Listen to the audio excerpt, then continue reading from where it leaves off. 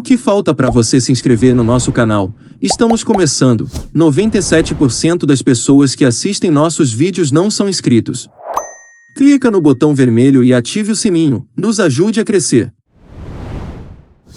Mário de Castro, nascido em Formiga, no dia 30 de junho de 1905, foi um jogador e também um renomado médico brasileiro. Mário de Castro, um dos maiores artilheiros do futebol mineiro, completaria 117 anos no dia 30 de junho de 2022.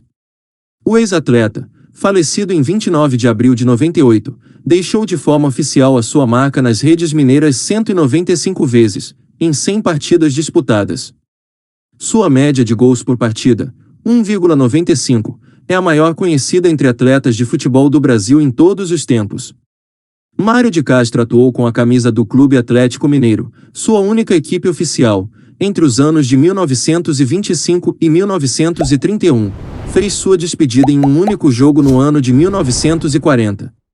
Natural da cidade mineira de Formiga, Mário de Castro deixou a casa de seus pais, Dona Regina Vilela Oliveira Castro e Linolfo Rodrigues de Castro, no ano de 1925, e veio a Belo Horizonte para estudar medicina na Universidade Federal de Minas Gerais. Ao chegar na jovem capital mineira, Mário participou de um treino de futebol na equipe do América Futebol Clube, cujo campo era localizado onde hoje se encontra o Mercado Central.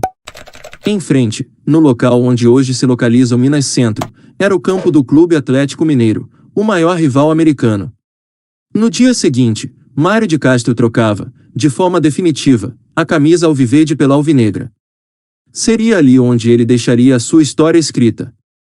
Em 1929, o Fluminense do Rio veio a Belo Horizonte para contratar Mário de Castro, oferecendo-lhe 100 contos de réis de luvas e 2 contos de ordenados, para seguir com o clube carioca e se transformar em profissional. Mário não aceitou, encerrando as conversações. Mas os dirigentes do Fluminense não desistiram, pediram a Mário que desse o seu preço. Ele fez as exigências, mas diante das mesmas, o Fluminense acabou por desistir. O Campeonato Mineiro de Futebol, então conhecido como Campeonato da Cidade, tinha o América como seu principal campeão. A equipe americana o havia vencido por 10 vezes consecutivas. Foi a partir da chegada de Mário de Castro no Atlético que o futebol belo-horizontino mudou seus rumos. Bicampeão em 26 e 27, Mário foi artilheiro em ambas competições, 21 e 28 gols respectivamente. Em ambos os campeonatos, somente não marcou na última partida, quando o time já era campeão.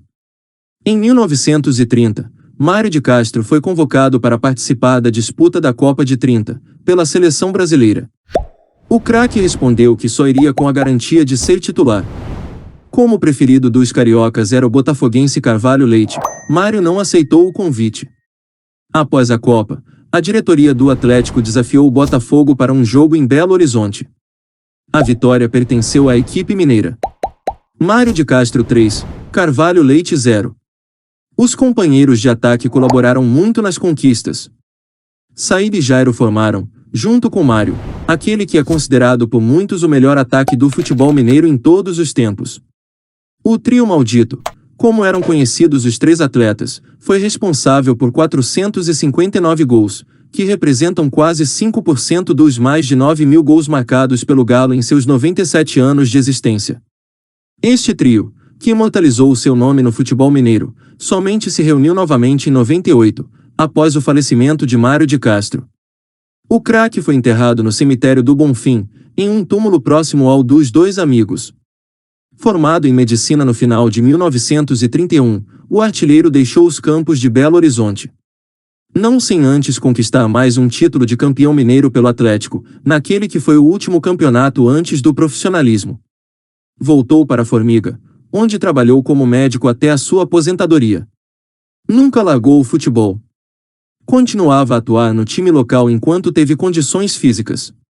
Em 1940, disputou uma última partida amistosa pelo clube do seu coração. Perante o Madureira, do Rio de Janeiro, Mário de Castro marcou a sua despedida com o seu gol de número 195.